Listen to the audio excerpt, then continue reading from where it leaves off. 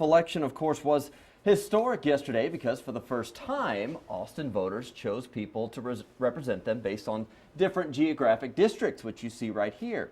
Well, Mike Kanin with the Austin Monitor is here to talk more about the makeup of the new city council. Thank you so much for joining us once again. Hey, thanks so much for having me. So an historic election yesterday. Of course, the intent was to move to the 10-1 plan, which divided into geographic districts, a better representation of Austin and minorities. Do you feel like this election accomplished that? Well, I think in some ways it certainly did. You know, in terms of, not necessarily in terms of minorities, but if we look at the western portion of the city, you have 3 Republicans sitting on the council for what is probably the first time in a very long time. Yeah. And I think that those folks came out to vote. I don't know if droves is the right word, but they were out. They were out, and they were excited. It seemed.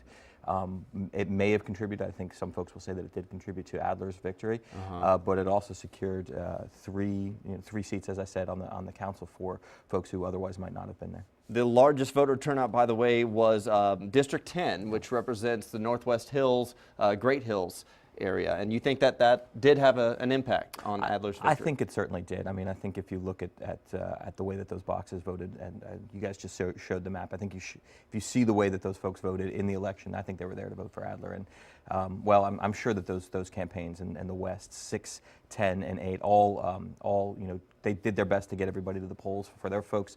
Also helped the mayor. Okay, let's talk about some of the other districts. District 1 went to Ora Houston. This is a district with the largest number of African-American voters. That's right, the city's only African-American opportunity district. Ora came very close on election day to actually not having to make the runoff, but Mr. Lofton decided to go ahead despite the wide margin of victory that she had, and she did win handily last night. Interesting to note, we're now 6 years away from the next census, which of course means redrawing the districts, and as we also know, the African-American population in the city is declining.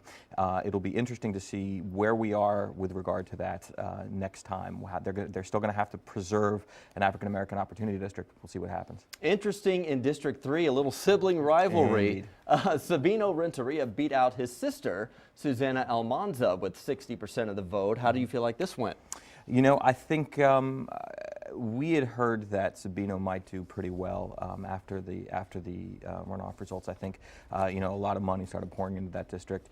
If you look at the breakdown, and Travis County has a really great sort of breakdown for each of the districts on their website. You can see Susanna, I think, won about 3 boxes in the precinct, a very concentrated section of support.